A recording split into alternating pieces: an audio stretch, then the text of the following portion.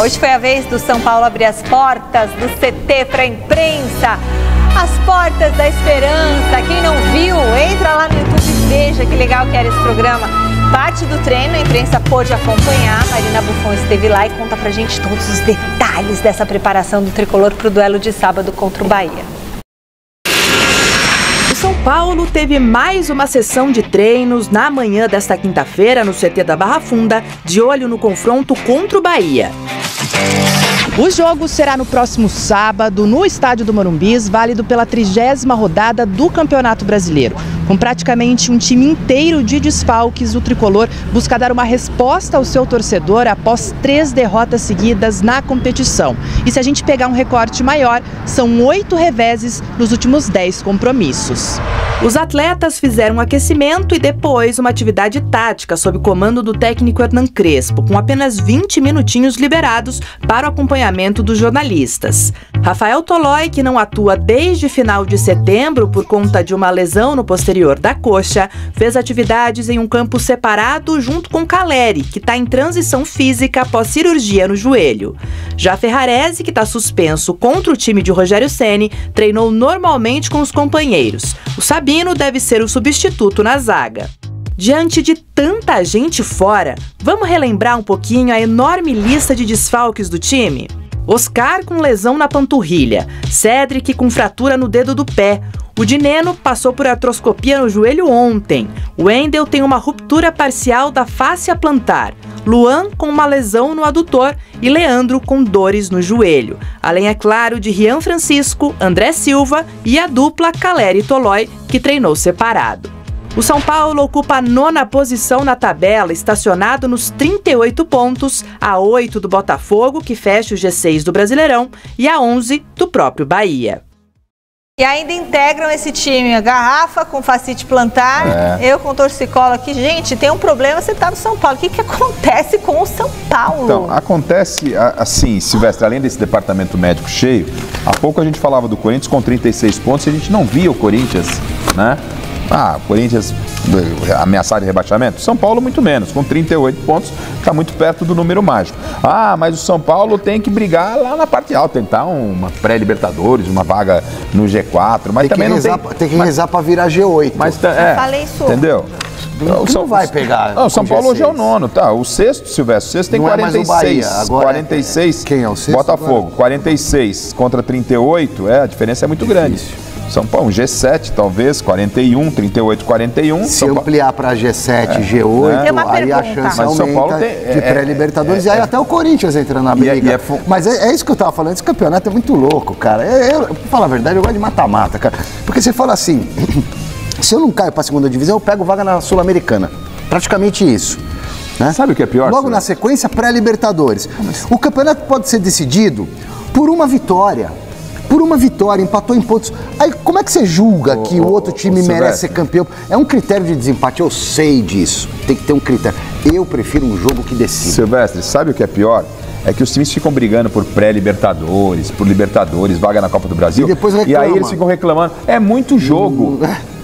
É isso aí. Não é? É muito campeonato. A pré-temporada não dá pra fazer. Você tem que ter o maior número de jogadores. E outra coisa que eu também não me conformo, estou mega inconformado hoje. Percebe hoje? Ou quase todos os dias. A meta de muito time no Campeonato Brasileiro é pegar vaga na Libertadores. Time grande. Não é mais brigar pelo título. Porque não dá, né? A meta é a vaga para... E o campeonato? Mas não dá, não tem bala mesmo. Por que tem tanto jogador lesionado no São Paulo? Essa é a pergunta de $1 milhão e eu faço ela para vocês. Vocês são comentaristas, especialistas, já viram muito futebol aqui. Eu quero uma resposta. A gente via muito futebol e a gente via muito treinamento quando repórter. Agora hoje a gente vê muito pouco. Então não dá para julgar, e quem somos nós para julgar profissionais da parte física, como é que está sendo feito o trabalho físico no São Paulo, da sua preparação, como é que é trabalho de fisiologia, fisioterapia. A gente não tem acesso a isso, né? Mas a gente sabe que alguma coisa parece que não está funcionando. Porque uma coisa anda... E culpar o departamento médico, a gente tem que tomar muito cuidado, porque o departamento médico, ele cura jogador. Né? O que você pode falar é, os caras ficarem muito tempo lá, você pode questionar o departamento médico. Tem três modos de olhar. Você pode... Você pode olhar pelo departamento médico, o departamento médico cura o jogador ou demora para curar o jogador. O jogador... Preparação física. O jogador que às vezes a dor é subjetiva e às vezes, de repente, o jogador... Jogador que não se cuida. Não quer se cuidar, não quer jogar. Estamos especulando, porque não dá pra ver. Responder isso, ou a terceira coisa, o jogador, o treinamento. Como está sendo esse treinamento? Será que o treinamento está muito puxado, está lesionando o atleta? Mas é muito subjetivo, Mi. A gente não gramados, vários tipos de gramado. Agora tem os gramados sintéticos, excesso de jogos. Que a gente deixa a pergunta pro departamento médico aí de São Paulo, pro treinador. Mas eles não falam mais. Mas eles estão passando agora relatório médico quase que semanal. Eu tenho recebido do São Paulo. Mas assim, diz o que está acontecendo com o jogador. Se você pegar algumas lesões, os atacantes do São Paulo, agora até o Dineno entrou também no DM, porque fez uma artroscopia ontem para limpar o menisco. Um probleminha no menisco, ele já teve problema. Aí você vai pegar Caleri, André Silva, o Rian Francisco, os 3 centroavantes do São Paulo, mais o Dineno que chegou, tudo com problema de joelho, LCA, ligamento cruzado dos outros 3. É complicado. Isso aí não dá pra botar na conta da preparação física. Não, é lesão de romper ligamento. O cara pode estar com a musculatura frágil tal, e ter um problema. Então, pode, mas é muito mais, me parece, não sou especial, mas tenho experiência de quase 50 anos de futebol, né, cara? Com 52 na cara. Você quase foi o Cafu, né? Quase fui o Cafu. Era pra eu ter sido o titular e o Cafu reserva. Eu acho importante a palavra do próprio médico. Tem um pouco de azar nessa história também, sabe? A bruxa solta. Eu não tinha terminado. Eu só quero falar uma coisa. Essa história de boletim médico tem que tomar muito cuidado. Eu sou de um tempo que a gente conversava com o médico, ouvia o médico. Eu tenho um boletim aqui de São Paulo, né? Felipe Marques, coordenador de saúde e performance. Felipe Marques, por acaso, ele é médico do São Paulo, assinando o boletim médico do São Paulo? Tá escrito doutor? Não é. A informação é fisioterapeuta dando o boletim médico. Mas tá repassando a situação clínica de cada jogador. Boletim médico é do médico. É o médico, né, mas o legal e dava muito mais credibilidade para a informação era o que a gente fazia. Conversava lá com o Dr. Sanches, ele dava um parecer, isso aqui vai demorar mais, isso aqui é um caso mais grave. A transparência. Lógico, transparência. O médico fala, não dá para botar na conta nem desse nem daquele departamento. São Paulo tem muitas lesões. Só tô querendo dizer o seguinte, vocês estão elogiando que tem boletim médico. Boletim médico não é do médico, gente, tá errado. Eu não tô elogiando nada. Não, tô falando, né? O São Paulo tá dando boletim todo dia. Só dizendo que o boletim é assinado pelo médico. Mas pelo menos, porque você não é repórter faz tempo. Eu vou te falar da época que eu... Eu sou repórter a vida inteira. A vida inteira, mas você não tá mais sendo. Cara, era assim, não temos essa informação. Era ignorava. Sei. Agora pelo menos vem um boletim médico. O cara tá com o joelho. Isso aqui não é boletim médico, não é um médico, gente. Mas é modo de dizer. Chega alguma informação. Ok, chega informação, mas não do médico, pô. Então quando você não tem nada, qualquer migalha é fartura. Vocês que entendem muito mais da política do clube, se eu estiver errado, vocês me corrijam, por favor. Só que, assim, Valentim, eu não vejo duas coisas separadas. Não existe isso no futebol. O planejamento de um... Orçamentário e o... orçamentário com planejamento de montagem do elenco. As duas coisas andam juntas. Exato. Não existe uma coisa separada da outra. Desculpa, mas eu não consigo entender isso daí. Então, até falava isso com o Valentim durante a semana, quando a gente estava falando, são os primeiros dias que os caras estão trabalhando juntos. E de fato, para fazer algum sentido isso, é necessário que as coisas estejam conectadas. Não dá para... Por isso que eu falei, não dá para um cara falar, eu quero um time assim, X, Y, pode ser o time do Renan, com jogadores mais fortes e tal, e o outro cara falou, eu não tenho dinheiro para isso e não vou liberar dinheiro para isso. Então, né, ou os caras chegam num... Né, e aí, assim, é tão... Essa situação, aí vocês falaram um negócio no início que eu também acho que a gente precisa levar em consideração, sim, porque isso aconteceu e acontece muito nos clubes quando o presidente está no último ano de mandato. De repente... do ego, massagear o ego e não querer virar o pior presidente da história, o cara rasga tudo e começa a fazer, né? Se você pensar, até no Flamengo, o Landim no último ano, o Flamengo todo estável, o Landim no último ano deu a cartada do estádio, o cara comprou um terreno de 100 não sei quantos milhões para fazer o estádio próprio, para tentar ganhar a eleição. Perdeu. Aí entrou o BAP lá e falou assim, não vou tocar estádio porcaria nenhuma. Eu vou investir no time de futebol. Então, assim, sinceramente, eu não sei qual a cartada que o Casares está imaginando para 2026, mas apenas economizar e ter um time, economizar esse pouquinho que foi esse ano, né? Porque na verdade não foi economia que mudou o rumo do clube ainda. Acho que o clube parou de sangrar e de transbordar como o Corinthians está fazendo, né? Só isso, por enquanto, só isso. Então, assim, o último ano ele quer marcar como? Porque a cada ato que o distancia do torcedor, do time, do público, ele fica cada vez mais marcado como um dos piores presidentes da história do São Paulo, embora ele esteja fugindo disso o tempo todo. O que ele vai fazer? Porque não adianta pensar só no shows do Morumbi, no naming rights, no FIDIC, não sei o que lá, se o time tomar porrada todo final de semana. Como o Renan falou, o futebol é simples. A popularidade de um dirigente, o sucesso de uma administração, ela é medido pelo resultado do campo. Se você não conseguir cuidar do campo, de quem treina, de quem joga, de quem assiste, você está ferrado. Não adianta você fazer nada, né? Então, eu acho que essa é a grande questão que fica. A primeira medida para 2026 indica que o São Paulo vai continuar com o cinto apertado. Vamos ver, vamos aguardar os próximos passos. Arnaldo, eu te perguntei aquilo porque o futebol hoje ele é muito inflacionado, né? Antes você contratava jogadores bons técnica e fisicamente por valores, se eu for citar os que chegaram na minha época no São Paulo, todos ganhando 60 mil, vocês vão dar risada, né? Todos que vinham do Goiás vinham ganhando 60 mil, Fabão, Danilo, todos. Cicinho veio do Atlético Mineiro, todos. Hoje a gente tá falando de 600, um cara ser bom tecnicamente, fisicamente, tá falando de 600, 700, isso é loucura. Por isso que, pela competitividade que vai ser, né, pela dificuldade do ano que vai ser o ano que vem, eu pensaria muito mais dessa forma, porque a gente optou 2 vezes pelo midiático de jogadores fracos fisicamente, bons tecnicamente, óbvio, a gente sabe muito bem disso. Estou falando do Rames e do Oscar, mas que não entregam fisicamente. E o São Paulo está precisando muito mais hoje de entrega física do que técnica. Ou estou falando besteira? Não.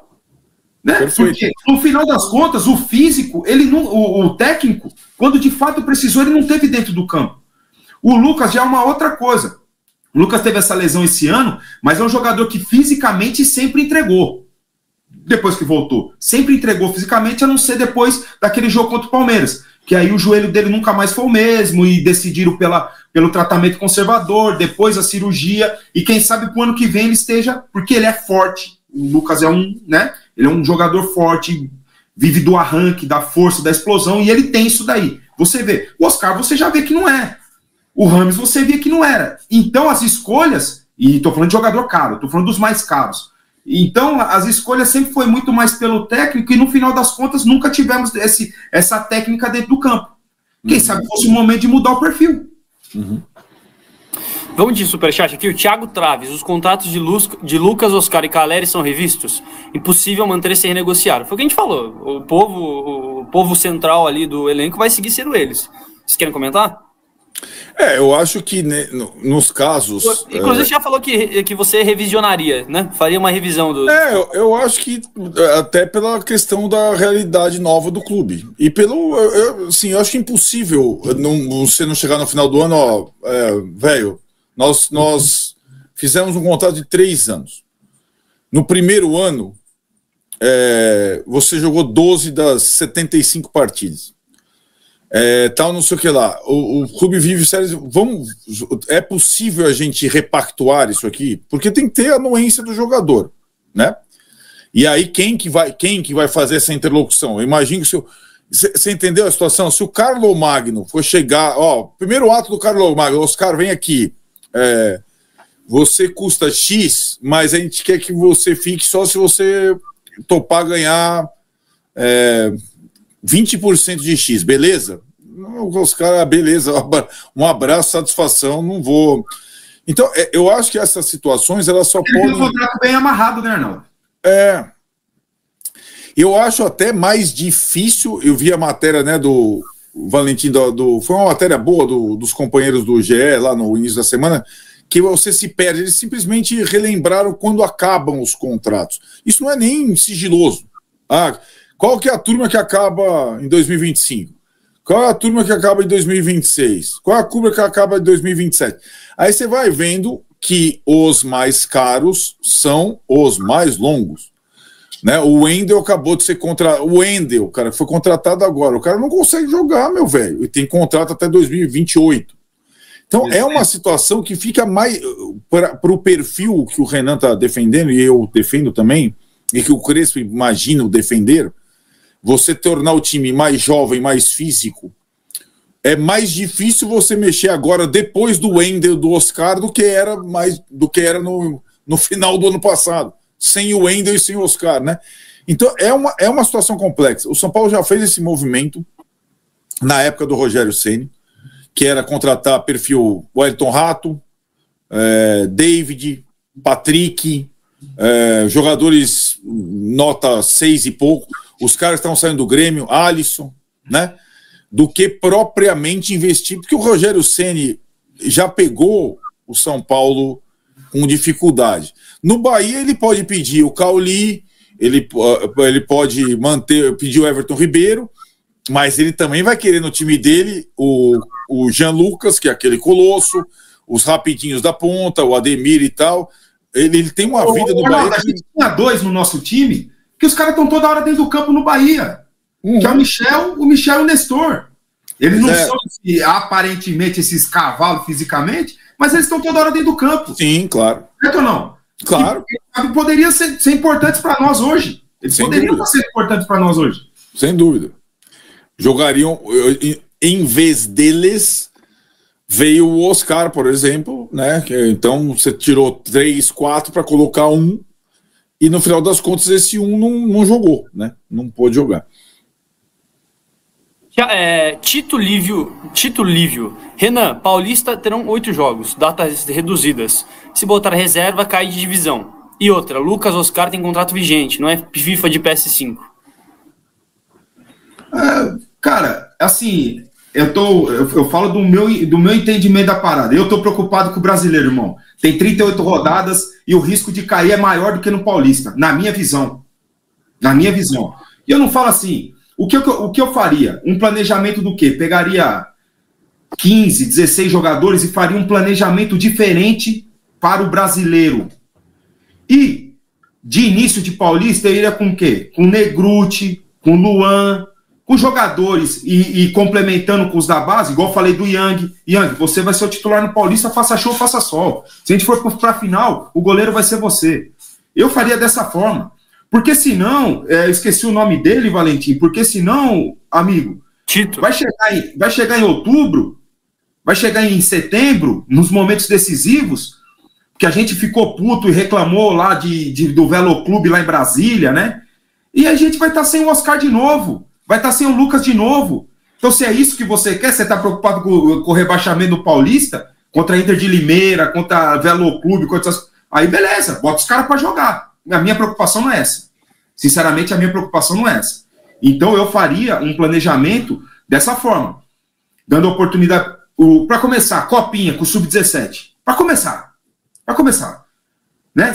A gente precisa ganhar copinha. Copinha não muda nada na história de ninguém. Não muda, só dos jogadores, mas não muda nada na história do clube, como de fato eles quiseram. E complicaram, a verdade é essa, complicaram o trabalho do Zubeldia no começo do ano, levando uma pré-temporada lá para os Estados Unidos, no qual teve que dividir o grupo depois para vir jogar aqui contra o Botafogo a estreia, não deixou ele levar os meninos que ele queria levar para lá, para jogar a Copinha, para ser campeão da Copinha, mudou o quê para o São Paulo isso, certo? Então, bota o Sub-17, pega uns meninos de qualidade Sub-20 para completar o elenco profissional, para iniciar o Paulista, para pegar uns 15, 16 jogadores para darem a condição. Porque, gente, a pré-temporada de um clube de futebol, ela é preparação do corpo do jogador para a temporada. Por isso que a gente vê, assiste o primeiro jogo da Premier League. Pega aí, tem hoje. Pega no YouTube o primeiro jogo da Premier League. A intensidade que foi o jogo, como o jogo foi bom, Por quê? Porque os caras treinaram 1 mês e meio. Eles treinaram 1 mês e meio, se prepararam. Não, assim, o São Paulo vai jogar com 1 semana. Como que a gente vai cobrar o jogador com 1 semana de treino? Em jogo oficial?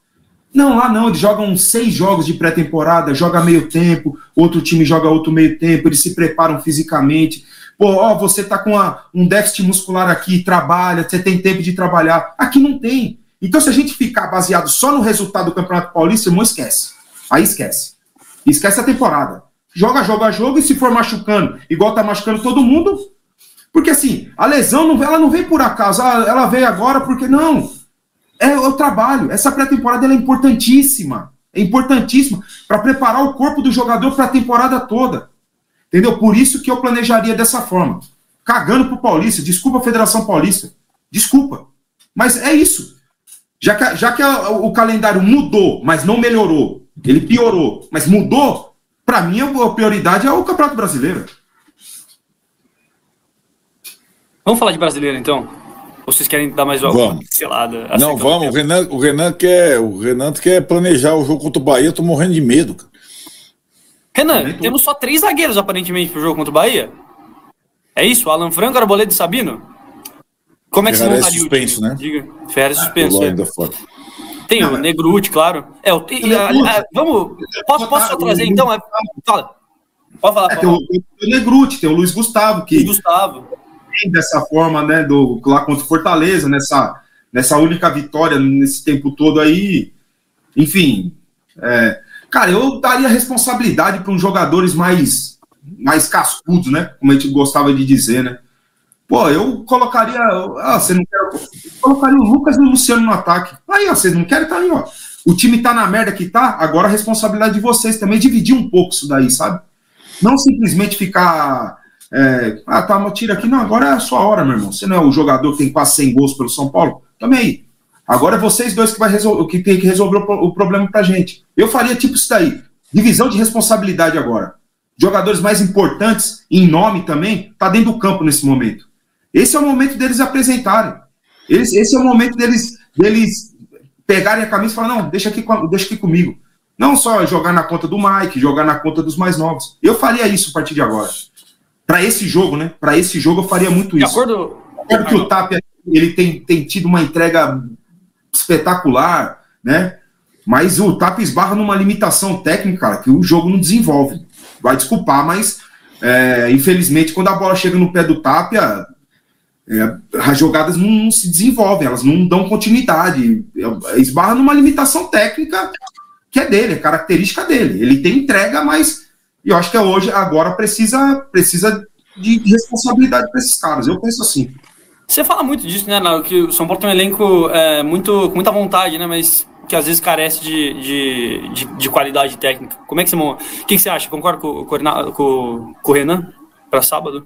O que eu acho é que os que têm mais qualidade técnica estão sempre defasados fisicamente, a não ser o Luciano. O resto está sempre abaixo, sempre ou fora, ou voltando, ou entrando. Então, assim, eu também acho, embora eu não tenha certeza, talvez eu desse a última chance, sabe, Renan? Porque eu incluiria o Luiz Gustavo junto também nessa situação. Acho que o Luiz Gustavo, aliás, o Crespo marcou um pouco toca nesse aspecto, porque ele em Fortaleza foi um gigante. Acho que ele não conseguiria jogar contra o Palmeiras mesmo, porque foi um intervalo muito pequeno. Mas contra o Grêmio, eu acho que ele deveria ter começado, não começou, entrou no final, e se ele no final ele ainda deu alguma, depois do Crespo ter mexido muito mal, alguma estabilidade ao time. Ele voltou atrás, né? Ele voltou atrás, né? E contra o Mirassol era para ele ter jogado. Desculpa o Pablo, ou pode ser no lugar do Pablo, ou o Nazar como terceiro zagueiro. Ele teria que ter jogado. Então faz parte um pouco dessa divisão de responsabilidade que o Renan está falando, sabe? Que esses caras estiveram fora quase o tempo todo, à exceção do Luciano. O Luiz Gustavo e o Lucas vão jogar a temporada. Mas eu vou te falar, a minha maior aflição hoje, vendo o jogo do São Paulo, é ver o Lucas Moura jogando. Para mim é uma aflição. O Renan falou da limitação do Tapia, de a bola morrer quando chega nele. Cara, o Lucas hoje jogando só dá contra-ataque para o adversário. É uma coisa aflitiva, cara. Eu acho que piorou com ele e Tapia, estava melhor com o Luciano e Tapia. Mas é aquilo, vamos insistir um pouco. Mas me parece, é uma coisa que eu falava tanto que agora eu estou me penitenciando, porque eu acho que o Lucas nunca mais vai conseguir ser o jogador que foi, e acho que ele deveria mudar, adaptar o estilo dele. Mas o que me parece é que depois dessa nova volta, ele está com medo, ele está se protegendo. Na volta anterior, ele foi aquele jogo do Sport, por exemplo, no Recife. O cara, ele entra com tudo, faz o gol de cabeça, racha 3 cocos lá e tal, e sai com dor. Sobe, sai com dor, sai com dor. Agora, talvez ele não tenha dores, mas ele está com medo de jogar. E isso está evidente. Ele não arrisca arrancada, ele não arrisca a tabela, ele não recompõe, ele não chuta, ele não sobe de cabeça, sobe o cara. Vamos ver se no Morumbi e tal, num jogo com mandante, eu testaria isso, mas se o São Paulo perder do Bahia, cara, eu acho que a água ainda vai ficar próxima do umbigo, pelo menos. E aí, cara, eu aí já repactuaria com todos esses caras para o ano que vem. Porque não vai ter mais jogo em casa e tal. Eu tô, assim, muito decepcionado com a parte dos jogadores mais importantes do São Paulo nessa temporada. Eu sei que tem um clima completamente desfavorável, cada um teve o seu problema, cada um não foram bem, talvez, diagnosticados, alguns problemas físicos e médicos, alguns jogadores atuaram de forma precipitada, talvez seja o caso do Luca, foi o caso do Marcos Antônio lá na Libertadores, não me conformo até agora, foi o caso do Oscar voltando antes, enfim, um monte de casos. One, cria das categorias de base do São Paulo, reencontrou o bom futebol na Turquia e hoje vive uma nova fase na carreira. O atacante, que deixou o tricolor em meados de 2024 rumo ao Gostep, revelou que a decisão de sair não foi fácil, mas necessária para evoluir. Segundo ele, permanecer no Morumbi sem espaço real seria o caminho mais cômodo, e essa não era a escolha que queria fazer naquele momento da carreira. É muito cômodo você só fazer parte do elenco, mas não era o que eu queria para mim. Foi muito gratificante ser campeão no São Paulo, acho que eu poderia ter saído um pouco depois, mas era o cenário. Fazer parte é muito bom, mas contribuir é muito melhor. Fiquei uns 3 anos no profissional. Esperei meu tempo e, quando vi que era o momento, saí para me desenvolver e produzir mais menos. Contou One, promovido ao profissional aos 17 anos por Fernando Diniz. One passou por Rogério Ceni e Dorival Júnior. Apesar de momentos marcantes, a falta de sequência o fez aceitar a proposta do Gostep, que pagou cerca de 900 mil euros, 5,4 milhões de reais, pela liberação antecipada. Na Turquia, reencontrou o prazer de jogar e teve o contrato comprado em definitivo. Assinando até 2029, eu amadureci muito aqui. Quando você sai do país, tudo é novo. Idioma, cultura, estilo do jogo. Isso te faz crescer, te obriga a entender o futebol de outra maneira. Hoje sou um jogador mais completo, com outra visão de jogo. Tudo que vivi no São Paulo foi essencial para eu chegar até aqui, menos afirmou. Mesmo longe, One não esquece do tricolor e se diz grato por tudo que viveu em Cotia. Ele destaca especialmente os conselhos de Muricy Ramalho, que o ajudaram a lidar com a paciência e o amadurecimento. O Muricy sempre me falava sobre paciência. Na época, o Caleri vivia um grande momento e eu queria jogar. Ele me trouxe equilíbrio, me ensinou a esperar e continuar trabalhando. Isso me marcou, lembrou o atacante. Neste domingo, One enfrentará o líder Galatasaray do Gabriel Sara. Outro ex-São Paulo, o duelo será especial para ambos, que deixaram Cotia e seguem crescendo no futebol europeu. O Galatasaray é uma das grandes forças daqui. Vai ser um jogo difícil. Tenho contato com o Sara. No ano passado também jogamos um contra o outro, trocamos camisas. É especial ver um amigo da base brilhar. A gente olha para trás e lembra como foi difícil chegar até aqui, disse One. Vivendo grande fase no Gostep, o atacante sonha em um dia retornar ao Brasil mais maduro e preparado para vestir novamente a camisa do tricolor. E para você, torcedor, acredita que o One ainda teria espaço no São Paulo hoje? Deixe sua opinião nos comentários. Se inscreva no canal e deixe seu like para fortalecer o trabalho e ficar por dentro de todas as novidades do tricolor.